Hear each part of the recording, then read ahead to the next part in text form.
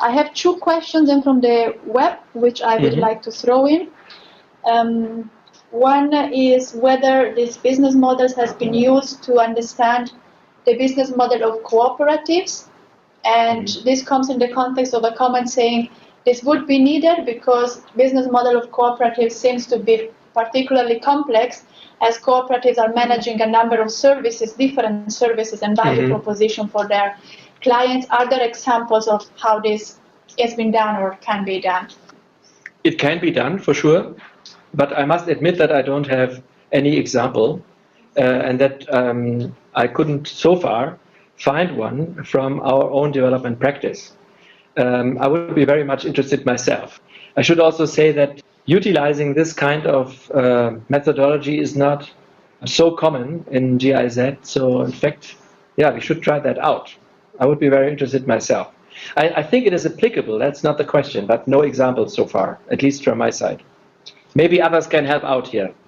I don't want to overinterpret, but I think that from Malawi there are a number of inputs coming in, indicating that there is a high interest and that possibly also some inputs could be provided for developing other cases. There is a reference to the elaboration of business models for service providers that are linked to farmers, such as warehouse receipt systems. If I'm overinterpreting, please, Malawi, correct me.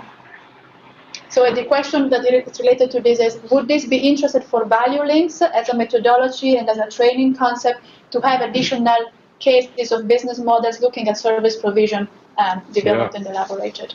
Definitely, definitely. There's no question about that. I think we need more experience also to train our understanding of those systems.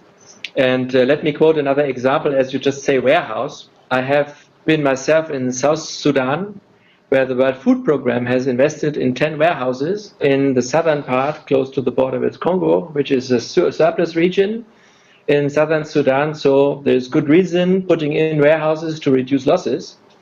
What they did not do, this was a collaboration with GIZ, what they did not do was looking in the business model of those warehouses. So it is one thing to put warehouses somewhere, even if they are nicely located close to the road and there's a lot of production around, unless you know how they'll be operating, it doesn't make much sense. And in fact, what happened is that after the investment, they are now spending more than 2 years to work out a business model and find someone who would run the warehouse. So yeah, you see how important it is to do it in the right sequence. And particularly for warehousing, I think we need a good understanding how and under what conditions it would be profitable. So, I mean, if you in Malawi, if you are interested in doing more in this, I would be more than interested to also become part of that. And if you can create more good cases and analyze them, I think it will be of help to everyone. I have a last comment coming in saying that Laura Romo, one of our participants, she applied the business model canvas with mango farmers in Vietnam, and it was quite impossible to obtain data. It's one of the challenges that we have outlined. Also because there is not much documented data available that she could be looking at. So one of the challenges indeed is how to get to that information. Yeah, I agree that data is a problem, and that is true for I think all of us and all of the programs, and not only in business models for sure. Even for quantifying value chains, knowing number of enterprises, volumes of production, etc. It's always the quantitative data that we are, I think, relatively weak in. Now, having said that, can we really do serious work if we have no quantitative data? We see how many critical elements the discussion on business models brings out. If you just come to the conclusion, no data, so we can't do anything about it, doesn't sound very convincing neither. So here is a dilemma. And in Value Links, we are also thinking about how to improve the data basis and how to improve our data management. Now, when it comes, and I think I'd like to introduce one difference here again, which I think we have already discussed about. There is a difference between micro enterprises, farmers, smallholders, and bigger companies.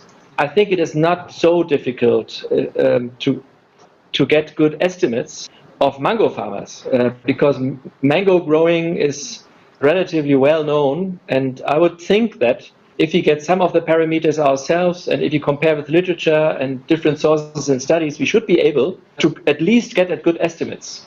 Not having final numbers, but having estimates, and then putting them into a system like a financial calculation system, Excel sheet, or also, if it is the value chain at large, an Excel sheet that combines number of farmers, size of farms, number of trees in the case of mango, yields, etc. You can triangulate the bits and pieces of information you get in order to make sure that the estimates are in a range that is still manageable, and that at least allow you to move ahead. So we have to deal with this problem, knowing that it is not easy. But without any numbers, it will also be difficult to design indicators, for example. Just a quick reaction from Malawi. They are saying, yes, we are interested and we will make sure to establish contact. Please, a question from Bonn.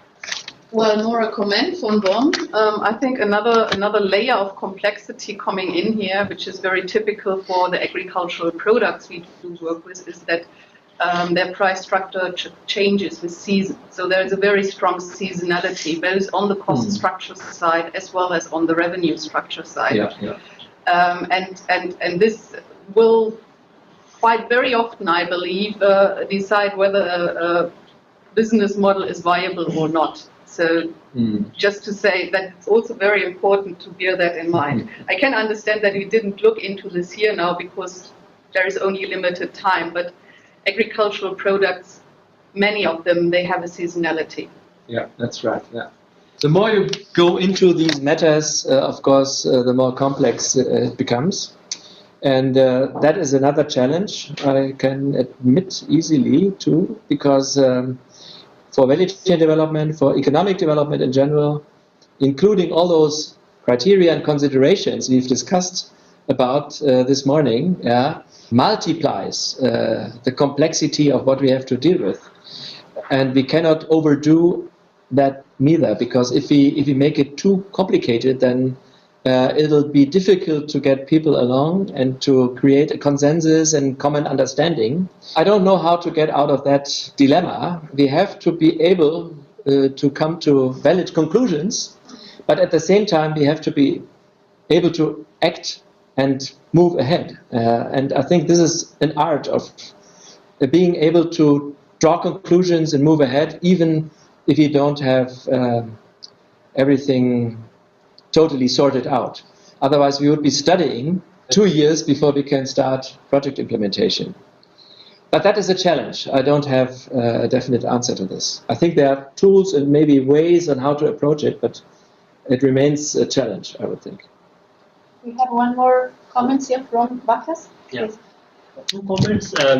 So means in Green Innovation Centers, they have now collected a lot of data. They have asked or surveyed around 5,000 households over the 13 countries, and they more or less have now figures on most of the value chains they are working with. So that might be the starting point. One thing, and second thing, we are working for this global project on agricultural finance in Benin and Zambia, which you also worked with. We are also going to do the business model analysis, I would say.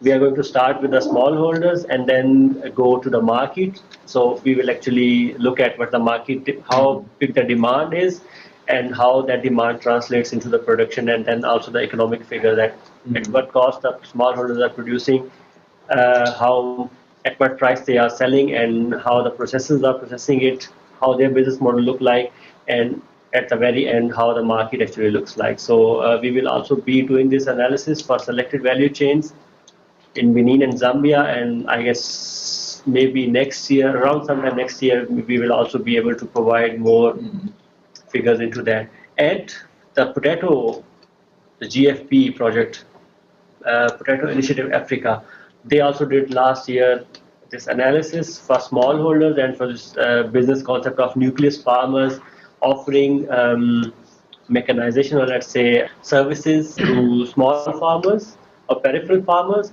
So they also have these figures. So that might also be the starting point. Yeah, I think it would be good to collect that and maybe make sure that we are really in touch. and benefit from each other's experience with that.